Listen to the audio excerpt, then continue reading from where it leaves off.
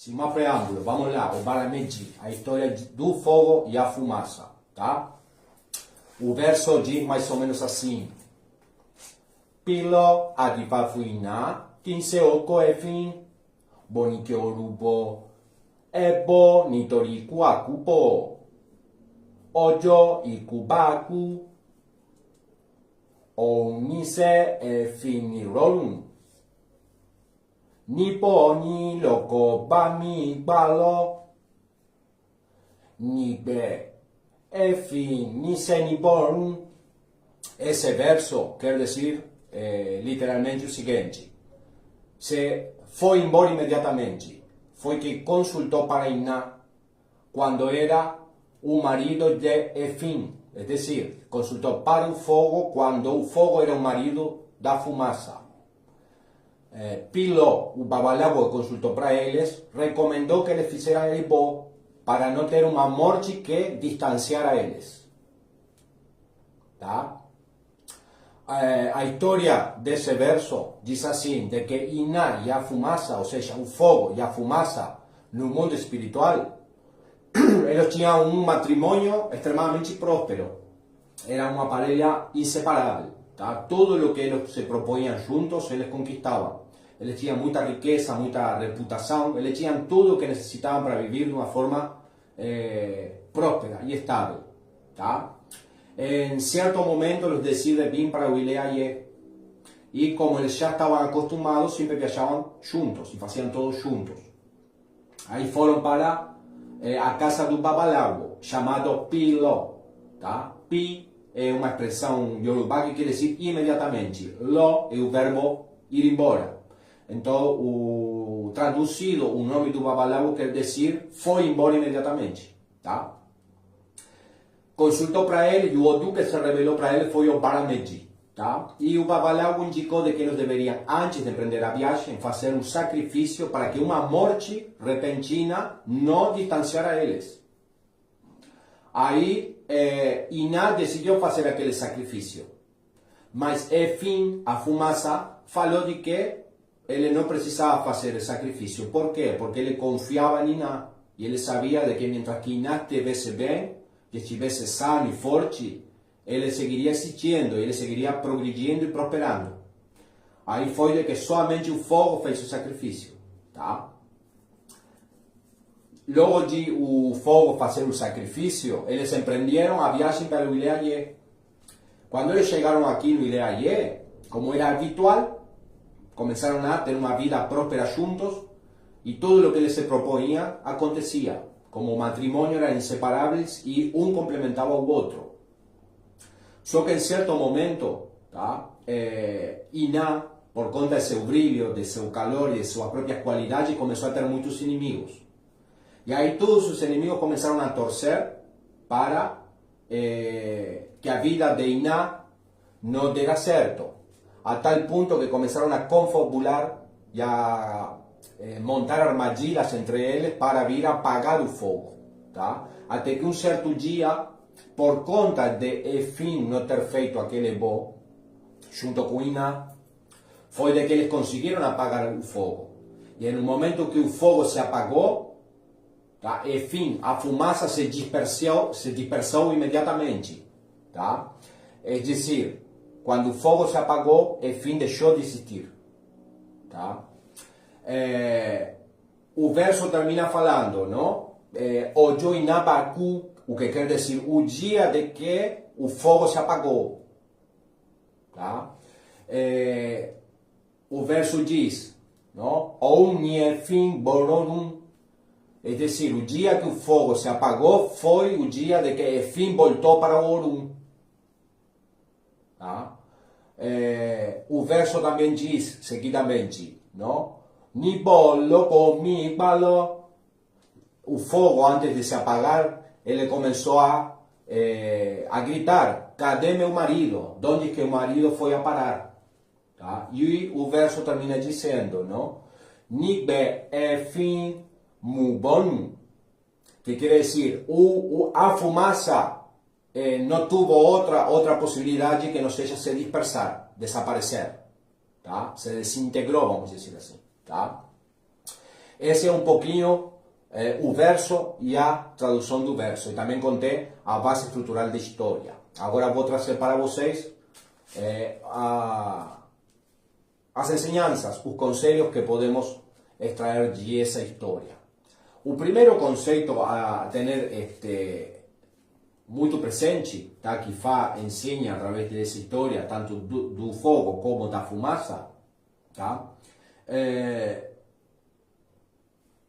que quando alguma coisa acaba, tá, aquilo que depende de aquilo que acabou não tem sentido de ser. Tá? E isso é algo que muitas pessoas muitas vezes passam por alto. Tá? É decir, a fumaça é inerente ao fogo. Quando o fogo acaba, se apaga, a fumaça não tem sentido de ser. Porque a fumaça é uma consequência do fogo. Então, muitas vezes, as pessoas atentam contra aquilo que sustenta sua existência. Atentam contra aquilo que nos traz prosperidade, que nos traz coisas boas para a nossa vida.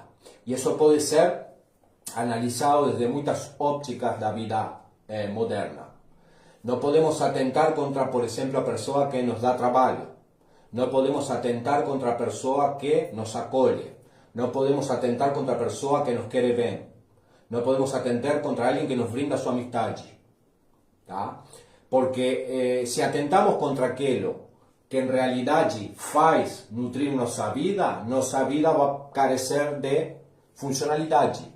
E qual é o resultado final? O que diz o verso de Fá, onde quando o fogo estava se apagando, tá, começou a perguntar onde estava seu marido, e seu marido não teve outra opção que voltar para Orun, porque já que o fogo não iria existir mais, ele não teria nenhum tipo de função, nem de razão de existir aqui no Ileaie. Tá? Além do literal dessa história, de o porquê quando nós apagamos o fogo, a fumaça sube e se dispersa, a base do Ifá é justamente explicar os acontecimentos naturais e trazer a ensinança e a sabedoria de Olotumare através de uma mensagem esotérica para a melhoria da espécie humana. Não tem outro sentido de ser. O Ifá, de verdade, é isso. Tá? Então, os antigos nos legaram esse conhecimento esotérico e possivelmente esse verso brotou, saiu dos sábios antigos ao ver que quando o fogo se extinguia, a fumaça se dispersava. É importante também, através dessa história, que as pessoas compreendam de que não adianta só com depender de aquilo que nos traz coisas positivas ou que nos nutre na nossa existência. Tá? Temos que também ter uma atitude proativa. Se vocês se deparam na história que contei para vocês, Efim especulou com as bonanças de Iná. É dizer, a fumaça especulou com as bonanças e com as próprias virtudes do fogo. Então ele decidiu não fazer ebó. Essa parte da história ensina de que você não pode depender do outro. Você tem que, ou mesmo assim, você se depende do outro, você tem que proteger aquilo que te dá razão de ser. Você não pode ficar sentado deixando que aquilo que te nutre, que aquilo que te enriquece como pessoa ou te enriquece através de bênçãos materiais ou espirituais, faça todo o trabalho sozinho.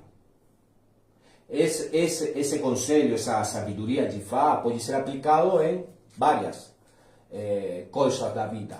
Tá? Por exemplo, se você tem alguém que te enriquece como ser humano, você a mínima coisa que tem que fazer é se colocar à disposição para melhorar a vida daquele que te vai enriquecer, porque quanto melhor viva aquela pessoa, quanto mais cresça aquela pessoa, mais você vai crescer. Assim como o fogo, quanto mais forte é o fogo, mais fumaça ele larga.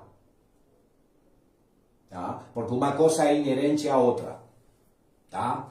Esse também é um conselho interessante do ponto de vista filosófico que Fá traz através da história de Obarameji. Tá? Outra coisa que já abordando um pouquinho mais o assunto esotérico dentro do Ifá, essa história do Barameji diz de que nada do que existe na natureza é completamente independente. Nada, absolutamente nada. Uma coisa depende da outra. Assim como o próprio ser humano tem que tomar consciência de que nós dependemos da natureza e a natureza também depende de nós. Porque nós somos parte do ecossistema. Assim como um ser humano se torna vitorioso até porque tem inimigos. Você não pode obter uma vitória se você não tem oponentes. Então, uma coisa sempre vai ser simbiótica com a outra, mesmo que a outra coisa seja negativa. Isso já é um ensinamento muito mais esotérico e profundo, mas as pessoas que querem seguir a palavra de Ifá ou aprender Ifá de verdade têm que entender que Ifá muitas vezes nos planteia desafios intelectuais e culturais extremamente profundos. Nada é independente, nada nasce porque sim, nada vive porque sim, nada morre porque sim. Tudo o que acontece no nosso entorno é consequência de alguma coisa. E uma ficha tem que se conectar com a outra para fazer um todo. Tá? Vivimos em um ecossistema chamado criação. Tá? E para que isso funcione corretamente, nós temos que, primeiro, reconhecer nosso lugar nesse sistema e logo colaborar para esse sistema ser melhor, ser mais nítido, ser mais forte, funcionar de forma melhor. Quando o ser humano perde esse senso de realidade, é quando realmente ou não aporta para o sistema ou muitas vezes atenta de forma consciente ou inconsciente para esse sistema. E que é o que acontece espiritualmente falando quando o ser humano cai nessa circunstância? A Shogun, que como eu sempre explico, são os próprios anticorpos da criação. A Shogun não é negativo. A Shogun são energias destrutivas da natureza, cuja finalidade eles foram criados para equilibrar a natureza. Então, quando o ser humano não está no caminho correto, quando o ser humano começa ou a ser omisso ou a atentar contra o próprio ecossistema no qual ele vive, aí é que os Shogun começam a aparecer na nossa vida. Para quem não entende com profundidade isso, tá? O que seria Shogun entrar na nossa vida? Quando você vai a uma consulta, seja de Ifá, seja de Orixá, de Ogum, qualquer tipo de oráculo, e a pessoa não está em ideia, tudo aí é bom, todo sou bom, todo ibi, toda consulta que não manifieste ire na vida de uma pessoa é a Shogun. Então quer dizer que a pessoa não está transitando a senda do seu destino. Por alguma circunstância que pode ser interna ou externa, se afastou. Então ela está exposta espiritualmente a que as energias de correção, os agentes corretivos da própria criação, venham atacar a prosperidade da pessoa. Tá? Porque, lembrem-se, a Shogun não são demônios que se colam numa pessoa porque sim. Tá? Os Shogun são energias que só entram na vida da pessoa quando a pessoa se afasta pouquinho ou muito de seu destino. Mas sempre, direta ou indiretamente, em maior ou menor medida, a responsabilidade de que isso aconteça é nossa. Isso é algo que o ser humano, principalmente o ser humano ocidental, tem que compreender. Cada vez que não aparece uma ideia para você numa consulta, a responsabilidade em maior ou menor medida é sua. Tá? Vamos lá. Um exemplo muito simples e gráfico. Muitas pessoas me perguntam, babá, mas se eu tenho inimigos e os inimigos estão conspirando contra meu progresso, eu que tenho que ver? Simples, você sim tem responsabilidade. Porque o fato de você permitir cair nessa situação onde Ifá ou Orixá revela que você tem inimigos conspirando, quer dizer que você não se preveniu o suficiente. Então também a responsabilidade é sua. Não por ação, mas sim por omissão. Então, entenda, o positivo e o negativo que acontece na nossa vida sempre é responsabilidade nossa, assim como a história que eu contei para vocês. A fumaça foi omissa, não fez o sacrifício orientado e uma vacilação do fogo fez com que ele não tivesse razão de existir e o final foi que ele teve que voltar para o mundo espiritual. Tá? Outra coisa, filosoficamente falando, tá? A fumaça não foi o suficientemente seguro em si mesmo como para confiar em suas próprias virtudes. Tá?